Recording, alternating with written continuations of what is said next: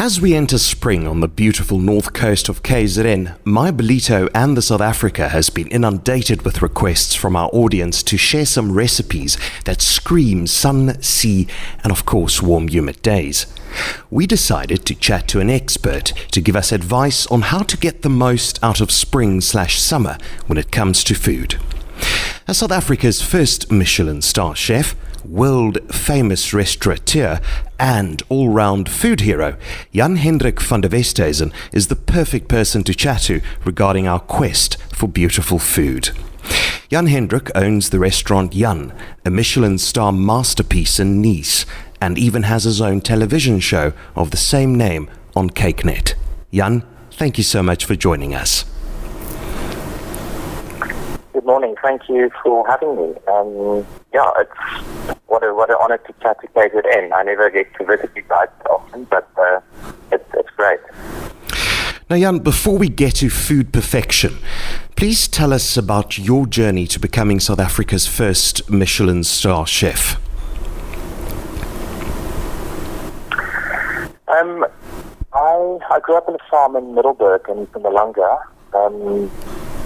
Little bit of a farm boy and had big dreams and just really wanted to change, to change the world somehow in my small own way. And I conquered the Cape, and I went down to Cape Town to study chef. Actually, my grandmother bought me a little blue Dachshund for my birthday, my 18th birthday, and I called it blowjob, and that was my way of like, I'm going to go, and this is going to be. I went to study chef, and I just had this eye-opener of the culinary world. And I always think people, of course, Cape Town has got a lot of great restaurants, but the place where it all really started was actually in KZN. We used to go on an annual holiday in St. Lucia, and this is where I was sitting on the beach with my father and my grandmother. We were fishing. This is really like those quiet moments that if I would pause in the kitchen and everything would be too hectic, those are the moments I would reflect back on.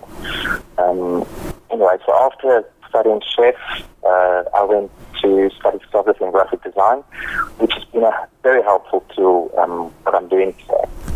And opened up it sounds pretty straightforward now, we don't have a lot of time, but opened up a small restaurant in the back streets of Nice, and purely for the reason it was the cheapest place I could get at that time in France.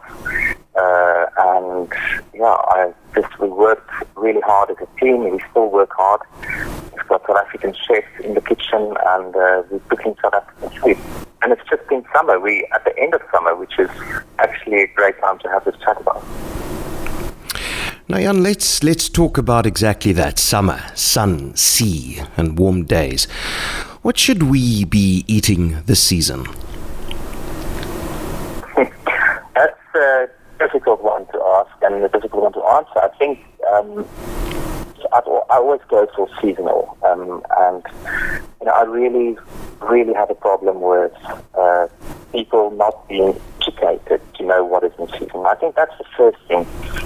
Take 5 minutes this summer and just print out what is exactly in season at the markets or at the shops or at the supermarkets this season for the next 4 months, and put it on your fridge and really just stick to those ingredients, and you'll be so surprised how different they will taste, how easy it will be to cook them or not to cook them, and just you don't have to have a nightmare of what I'm going to make for the next barbecue or the next dinner, or it's literally just follow those simple guidelines of what the season is offering us.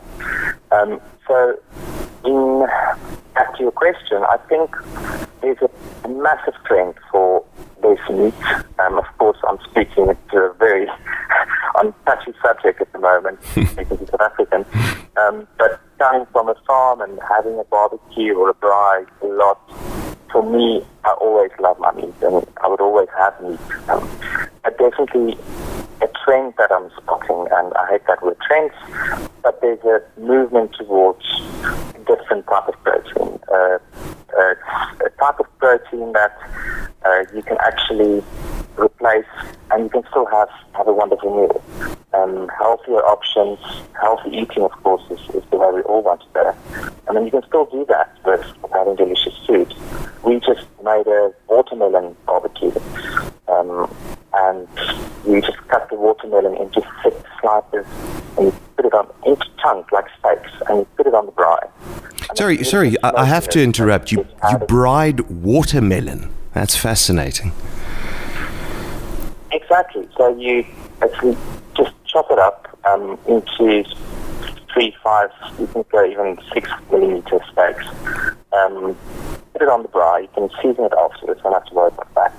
Gets this beautiful grit mark. Gets a lovely smokiness. Once it's off the braai, you can just top it with fresh rocket, some beautiful feta or mozzarella, or and just a lovely fresh tomatoes or anything that you fancy in a salad almost. And then you can go with alternative proteins, and you can, on top of that, you can even go with, there's so much.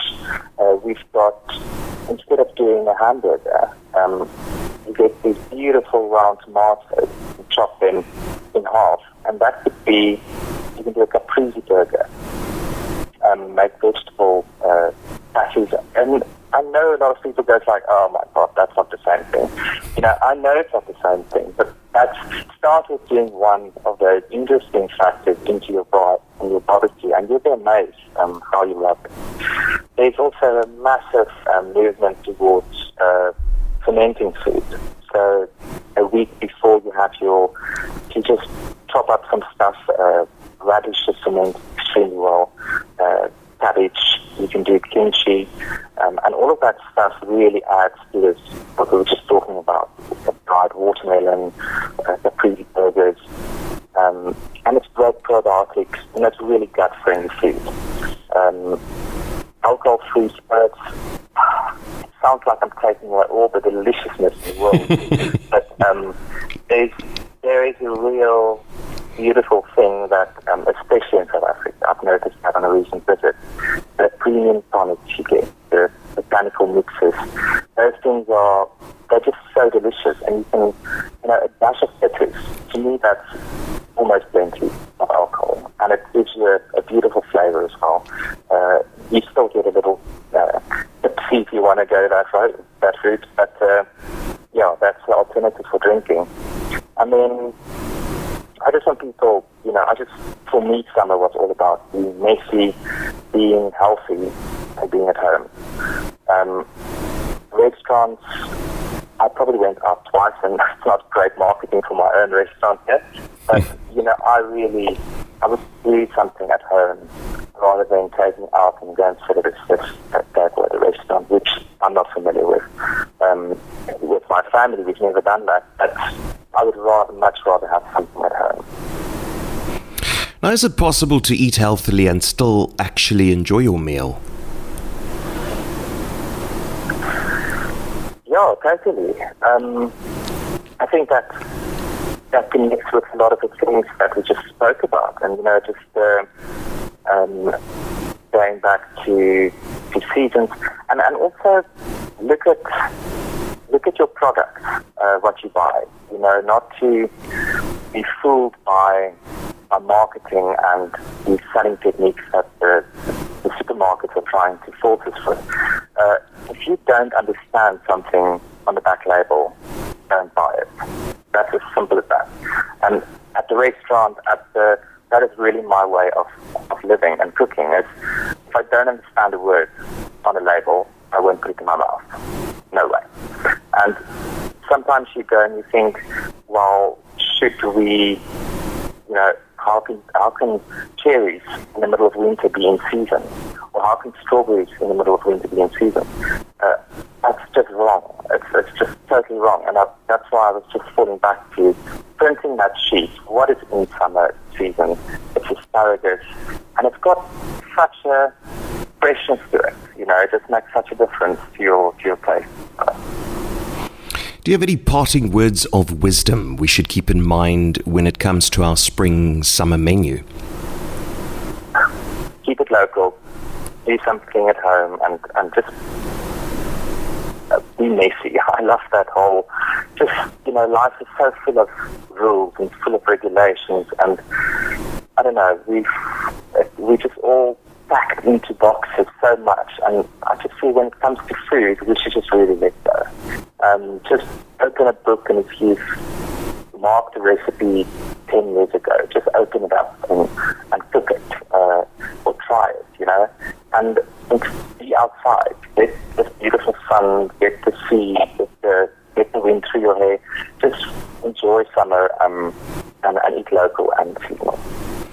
The voice there of Jan-Hendrik van der Westhuizen, South Africa's very first Michelin Star chef, and he's chatting to us today from Nice. Jan, thank you very much for joining us. It's a pleasure, such a pleasure.